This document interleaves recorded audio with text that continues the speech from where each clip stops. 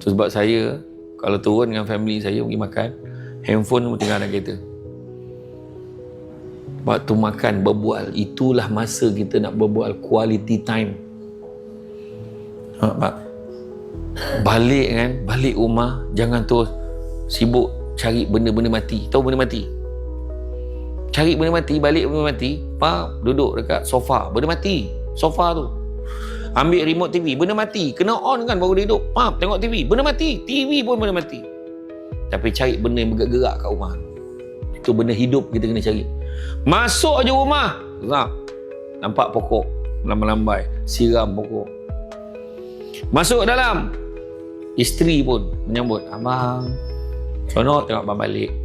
Hidup macam mana? Okey ni, okey. Duduk, panggil. Kadang-kadang anak, abah tadi kan anak excited macam-macam benda nak cerita dengan ayah. Tadi kan abang penat tak nampak ke? Nantilah. Sekali kita reject tu, saya kata anak kita sampai bila tak cari kita. Dia pergi pada kawan-kawan dia, pergi ke kawan. Lepas tu, kenapalah anak ni tak nak berkongsi dengan saya? Saya ni seorang bapa, seorang ibu. Di mana silap saya? Oh, tanya dengan pakar motivasi sedunia. Betul. Ada setengah ceramah motivasi parenting tu, duduk barisan depan tu bayar 10-15 ribu bayar. Saya tak adalah minta macam tu. Tapi maknanya sampai macam tu orang nak bayar sebab apa? Dia nak mengubah kehidupannya. Tapi bukan itu. Sebenarnya kita ni, setiap diri kita adalah motivator pada anak-anak kita.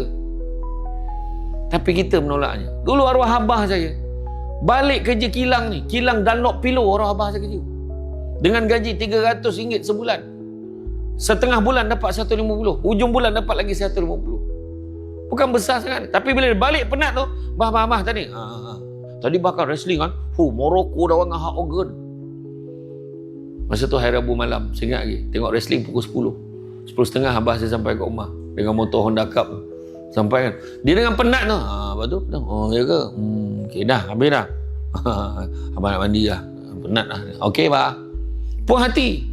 Dia pinjamkan telinga dia walaupun dia tak faham sangat apa saya cakap dah.